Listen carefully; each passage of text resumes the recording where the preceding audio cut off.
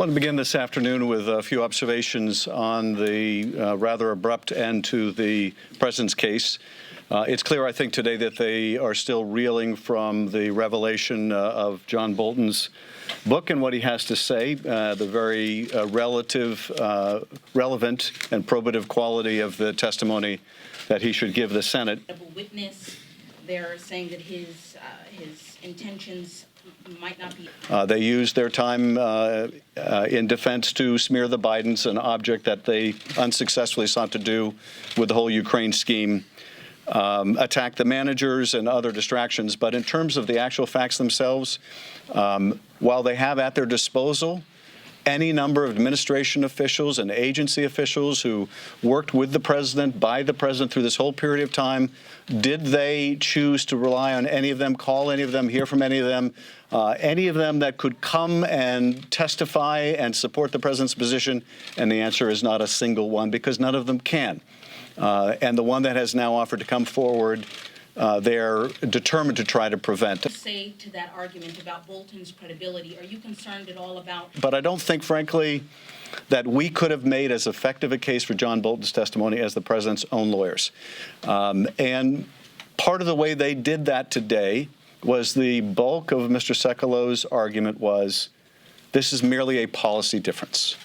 That's all this is. They're seeking to impeach the president over a policy difference, as if, as Sekulow would have us believe, Donald Trump released the military aid because he was so grateful that the Ukrainian parliament passed a anti-corruption court bill.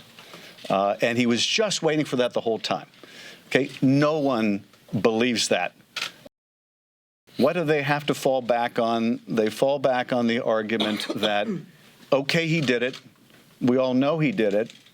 But we're going to find a criminal defense lawyer whose expertise is not really constitutional law and who admits he is out of the consensus on this to come in and make the argument that is effectively the Constitution says so what. That abuse of power, you cannot impeach a president for abuse of power because it's too nebulous a concept. Are we going to get a fair trial or are we not? Is the Senate going to hear from someone that every American now knows is a key and important witness on the most egregious of the president's conduct, or are we not? And I don't see how the oath of impartiality can be interpreted any other way than demanding a fair trial that includes witnesses and documents. In terms of the sort of red herrings, well, if the House managers want to call relevant witnesses, we want to call irrelevant ones, because we want to make them pay a price for getting witnesses who are at the heart of this scheme. That's not a game we're interested in playing. And, well, I can tell you what my testimony is. He's guilty, and he should be impeached. And I think the idea is an absurd one, but then this is what you have to fall back on when you know just how damaging John Bolton's testimony is going to be. And I would say the same of Hunter Biden. If they want to a witness for witness, then let them call Mick Mulvaney.